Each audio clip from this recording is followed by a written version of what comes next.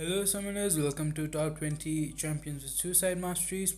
Uh, let's start with honorable mentions. So, Iceman, Ronan, like they're not really there just because they're suicide friendly. So, I just put their pictures there. So, starting off with Doom.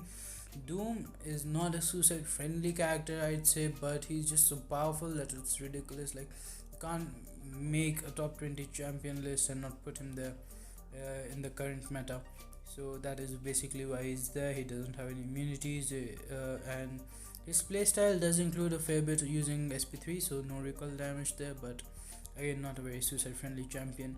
So Nick Fury, when he dies the first time, he actually shrugs off the suicide masteries. But if you're planning to use him for one fight, then he's great for suicide masteries. But in a longer quest, like when in your second phase, you always you have like 30% health, and you always take both the bleed and poison damage, which does make him very sustainable in quests. So not the best champion, but because he is so powerful and he is alright with suicide mastery, that's why he is in the honorable mentions. Then Ghost Rider, he's bleed immune and he can regenerate. Of course, he does have the poison, so he will regenerate 30% less, but the damage makes up for it in my opinion, and he is really good with suicide masteries in my opinion. Then Blade, he can shrug off debuffs faster when he has power, so maybe the last part of the bleed or something, but more importantly, he can regenerate a lot, and that is why he is at number 20, and his damage is increased by a decent amount with suicide masteries. Then Captain Marvel, poison immune, lots of damage, decent champion for with suicide mastery. Is not the best again, like she's that this game was for both Captain Marvel and Hyperion. Like they're not great, like they're equally good without suicide masteries, but it does obviously give them some extra damage, and as a penalty, like you do take the bleed damage. Then Magic is one of the characters who isn't immune, yet she can completely bypass recoil with her limbo ability if she is awakened. Like she gets it even when she is unawakened, I guess, with special attacks. So then Medusa, she is poison immune, does a lot of damage. So I think she is better with suicide masteries. Then Morningstar, now this is a tricky one. So Morningstar is great with suicide masteries for lower level content like incursions, or where even like anything looks not labyrinth or abyss or something, it's impossible to finish the fight with the SP3 because that's what you have to do in order to get the soul. Then Darkhawk is double immune, lots of like really relies on the SP3, so no recoil damage, so great with suicide. Quake, not immune at all, but the concussion damage is just so great with suicide masteries. The fact that even in the season, a lot of top tier like Master Alliance people, they use her with suicides in Alliance 4, and the damage is just a lot better, so that is why she is there. In Guillotine 2099, she is of course double immune, and a great champion overall. I don't have her, so I won't comment a lot on her.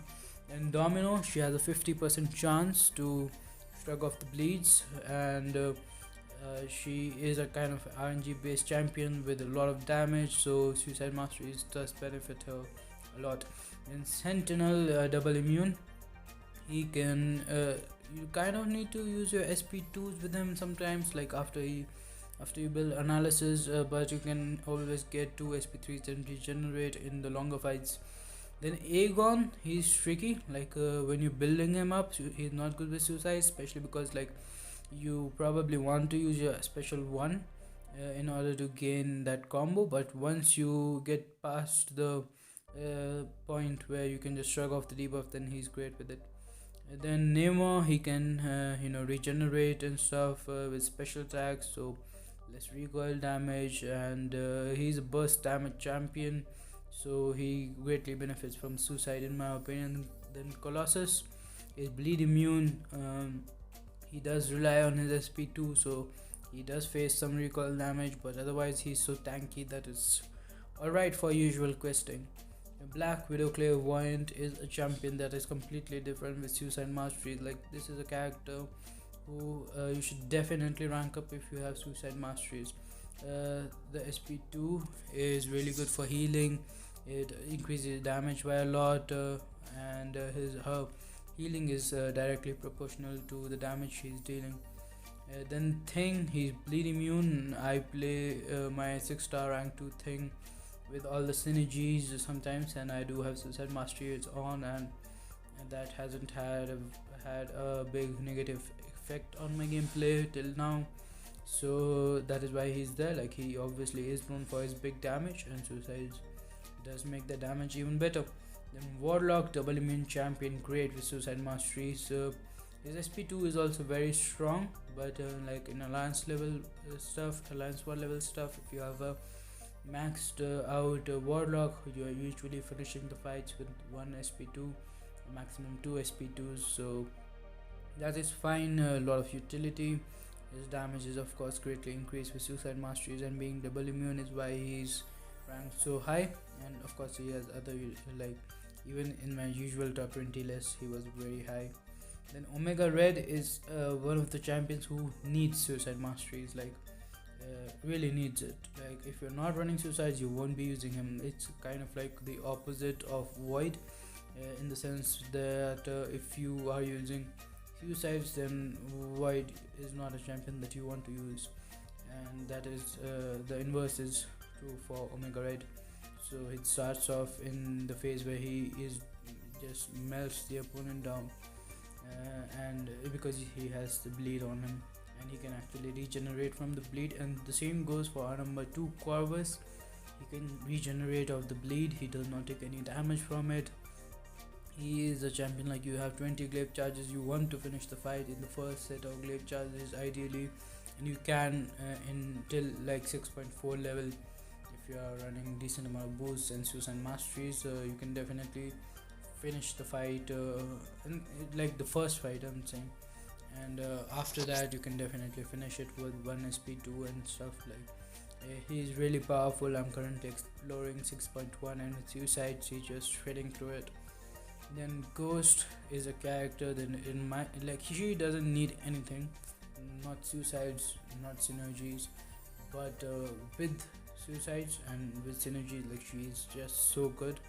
And with Suicide, not only she like, she doesn't take any damage from the Suicides, she converts the bleed and poison into fury in the starting of the fight. She can phase off recoil completely with the hood synergy.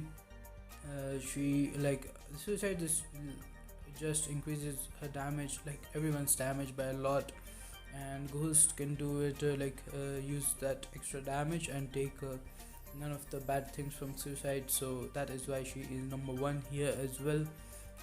And another thing, by the way, I forgot to mention this, Thing, when awakened, can also eat up recoil damage, take no damage from recoil at all, with his heavy attack and the shield thing. I'm not sure how it works, but he can do it. So that is pretty much it for this video. Thanks for watching so far. If you have if you made it through, it's 8.5 minutes, more than that. So thanks for watching. Have a nice day. Subscribe for more content like this, and leave your suggestions down below for further, like, any videos you want to watch, any guides in particular. And stay safe and share the video. Thanks for watching again.